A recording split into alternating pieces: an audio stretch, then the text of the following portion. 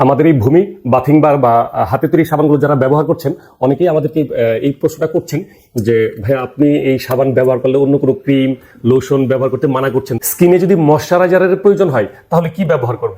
So আমাদের এই bathing বারের সকল গ্রাহকদেরকে বলছি, অয়েলটা আপনার স্কিনে ব্যবহার করা যায়, এটা আপনি গুগল সার্চ করলে পেয়ে যাবেন। অথবা যদি আমাদের কাছে প্রশ্ন করেন, আমরা বলবো আপনি যে কয়েকটা তেল আপনি ব্যবহার করতে পারবেন স্কিনে, মানে আমাদের জানা মতে এবং স্কিনের জন্য এটা হেলদি এবং উপকারী। সেটা হলো, প্রথমে আমরা বলবো কোল্ড প্রেস নারিকেল তেল, তারপরে হলো এক্সট্রা ভার্জিন অলিভ অয়েল বা জলপাইয়ের তেল, আরেকটা হলো আলমন্ড অয়েল। সো এই তিনটা তেল আপনি অনায়াসে স্কিনে ইন্ডিভিজুয়ালি ব্যবহার করতে পারছেন।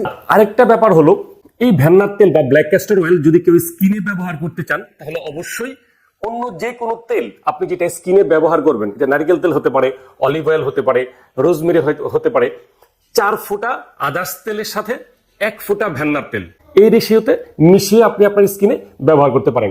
এতে করে আপনার স্কিন আরো অনেক বেশি টান টান হবে, যেটাকে আমরা এন্টি এজিং বলি।